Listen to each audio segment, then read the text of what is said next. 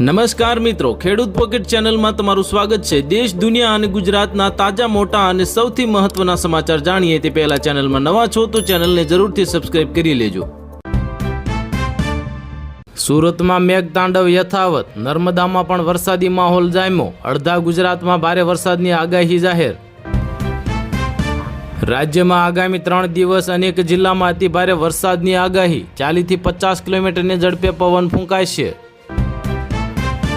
Ahmedabad serial બ્લાસ્ટના કેસમાં ફાંસીની સજાના ચુકાદાના અમલ પર 3 મહિનાનો સ્ટે આપ્યો, આરોપીઓ સુપ્રીમ કોર્ટના દ્વાર ખખડાવશે। રામ મંદિર દાન ચોરી મામલે ચંપત રાયે એસઆઈટીને આપેલું સિક્રેટ નિવેદન લીક થયું, અયોધ્યામાં વધી હલચલ। ઉત્તરાખંડમાં તોફાની વરસાદ બાદ નદીઓ ગાંડી તૂર બની, ભૂસ્ખલન થવાને લીધે 32 થી વધુ રોડ ઠપ થયા। અમેરિકાના હુમલા બાદ ઈરાનનો વળતો પ્રહાર કરવામાં આવ્યો, કુવૈતમાં ડ્રોન મિસાઇલ એટેક, બહેરીનમાં સાયરન વાગ્યા। લોરેન્સ ગેંગ પર હવે આફત બનીને તૂટી પડી અમેરિકન એજન્સી, 50 ઠેકાણે દરોડા બાદ 24ની ધરપકડ કરવામાં આવી। દુનિયાનું ટેન્શન ફરી વધારવામાં આવ્યું, ઈરાન પર હુમલો કર્યા બાદ હાઈ એલર્ટ, અમેરિકાએ જહાજને મોકલી ચેતવણી। અમદાવાદમાં પ્રથમ વરસાદ, એજ મ્યુનિસિપલ કોર્પોરેશનના પ્રી મોન્સૂન દવાઓની પોલ ખોલી નાખી, થોડા સમથા જ વરસાદમાં સરખેજમાં આખો રોડ બેસી ગયો। T20 ભારતનો સૌથી મોટો પરાજય, ઇંગ્લેન્ડના 201 રનના લક્ષ્ય સામે ટીમ ઇન્ડિયા 76 રનમાં ધરાશાયી થઈ। અમેરિકાએ ઈરાન પર મંગળવારે મોડી રાત્રે હવાઈ હુમલા કર્યા, ઈરાને સાંટો વાળ્યો, કુવૈતમાં અમેરિકન ઠેકાણે તૂટી પડ્યું।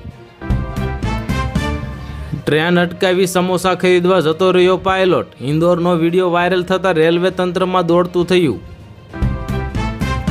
સંજુ સેમસનને યોગ્ય તક ન મળવા મામલે હવે નવો વળાંક સામે આવ્યો, સંજુ સેમસનને બહાર કરવામાં નથી આવ્યો, તે જાતે જ બહાર થયો હતો।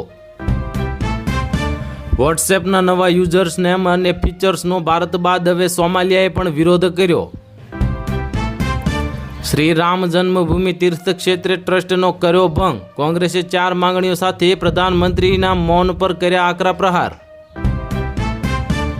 સમાજવાદી પાર્ટીએ નિશિકાંત દુબેને મોકલી માનહાનિની નોટિસ, અખિલેશ યાદવ સાથે જોડાયેલો હતો મામલો। E20 પેટ્રોલથી એક પણ કાર બગડી હોય તો નામ આપો, નીતિન ગડકરીનો વિરોધીઓને ખુલ્લો પડકાર સોંપવામાં આવ્યો। સાઉદી અરબના નિર્ણયથી ભારતને મોટી રાહત, પેટ્રોલ ડીઝલની કિંમતમાં સસ્તી થવાની આશા। રામ મંદિર દાન ચોરી બાદ બદ્રીનાથ મંદિરમાં મોટી કાર્યવાહી, કમિટી અધ્યક્ષના પર્સનલના સેક્રેટરી સસ્પેન્ડ। રામ મંદિર દાન ચોરી મામલે ચંપત રાયનું મોટું નિવેદન, કહ્યું કે મારા પર ખોટા આક્ષેપો લગાવવામાં આવી રહ્યા છે, સત્ય હું બહાર લાવીને રહીશ। મહારાષ્ટ્રમાં કેબ સેવાના નિયમોમાં ફેરફાર, બાઇક ટેક્સી નહીં ચલાવી શકે બહારના લોકો, મરાઠી પણ ફરજિયાત કરવામાં આવ્યું। અમદાવાદમાં ડુંગળીના ભાવ આસમાને પહોંચ્યા, ડુંગળી 1 મહિનામાં 40% મોંઘી થઈ, હજુ પણ ભાવ વધવાની શક્યતા। જુલાઈમાં ચોમાસું સક્રિય થતાં હવે ખરીફ વાવણીમાં ગતિ આવી, ગયા વર્ષની સરખામણીમાં આ વખતે વાવેતરમાં 21%નો ઘટાડો નોંધાયો। પીએફ ખાતામાં વ્યાજ મળવાની રાહ જોઈ રહેલા 8 કરોડ લોકો માટે સારા સમાચાર સામે આવ્યા, ઈપીએફઓએ કરી દીધી મોટી જાહેરાત। વીજળી બિલનું હવે ટેન્શન થશે દૂર, પ્રધાનમંત્રી કુસુમ યોજનામાં 60% સબસિડી પર સોલાર પંપ આપી રહી છે સરકાર।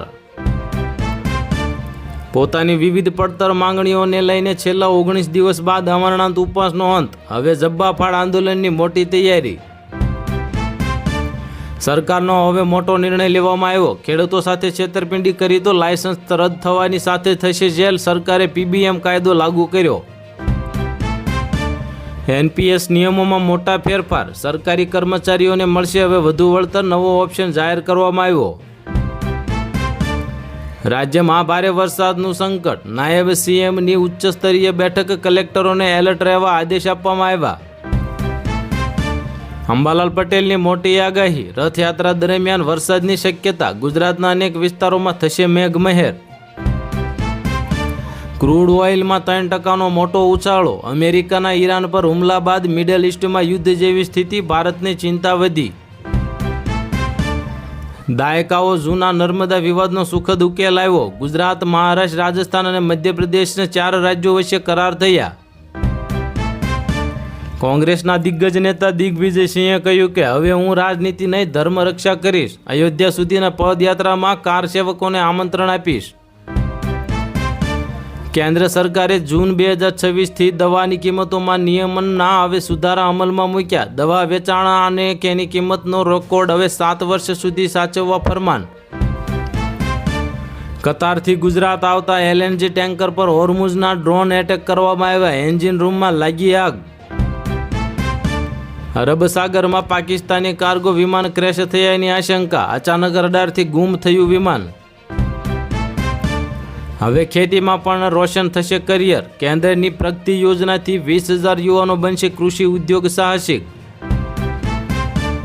હાંબાલાલ પટેલે સફેદ સાપ આકારની વીજળી સાથે કરી ચોંકાવનારી આગાહી.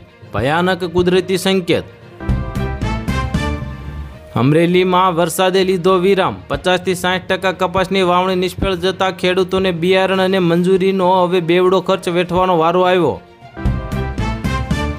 રામ મંદિર દાન વિવાદનો અંત. SITની તપાસમાં ચાંદી ચોરીના આરોપો પાયા વિહોણા સાબિત થયા અને ટ્રસ્ટને મોટી રાહત મળી. મહેસાણા જિલ્લાની મહિલાઓ અને દીકરીઓ માટે ખૂબ જ આનંદના સમાચાર સામે આવ્યા. સુરક્ષા અને સુવિધા માટે મળ્યા 10 કરોડ રૂપિયાની સહાય. ભારે વરસાદના કારણે ગુજરાતમાં પૂર જેવી સ્થિતિ. પ્રફુલ્લ પાનસેરિયા સુરત જવા રવાના થયા. શાલિની અગ્રવાલ બોટલ લઈને સ્થિતિને સમજવા નીકળ્યા. મુંબઈ અને આસપાસના વિસ્તારમાં ભારે વરસાદનું એલર્ટ. અનેક ટ્રેનો રદ કરવામાં આવતા હવે જનજીવન અસ્તવ્યસ્ત થયું. મહારાષ્ટ્રમાં ભારે વરસાદનો કાળો કહેર. કેન્દ્રીય ગૃહમંત્રી અમિતભાઈ શાહે મુખ્યમંત્રીને આપી મદદની મોટી ખાતરી.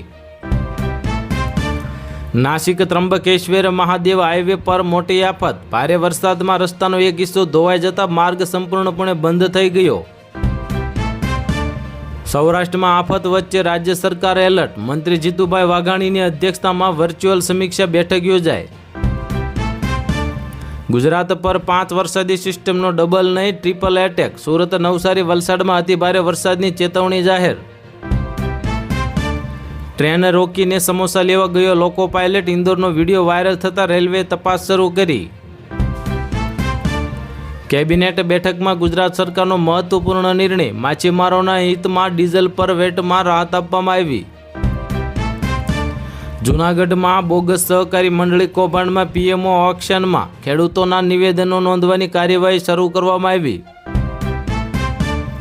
આ લોકો તો બીમાર છે, મારે કોઈ ડીલ નથી કરવી. ઈરાન પર ભડક્યા ડોનાલ્ડ ટ્રમ્પ. દુનિયાના ધબકારા વધ્યા.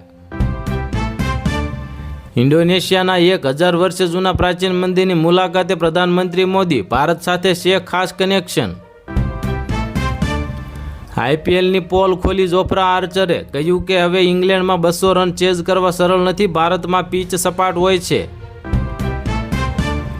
મંદિરોમાં સોનું ચાંદી કે રોકડ નહીં પણ ફૂલમાળા જ અર્પણ કરો. રામ મંદિરના દાન ચોરી મુદ્દે કોંગ્રેસ નેતાનું નિવેદન. મધ્યપ્રદેશના કુનો નેશનલ પાર્કથી નીકળી ચિત્તાઓ ગામમાં ઘૂસ્યા. બકરીનો શિકાર કરતા ગ્રામીણોમાં દહેશત ફેલાય.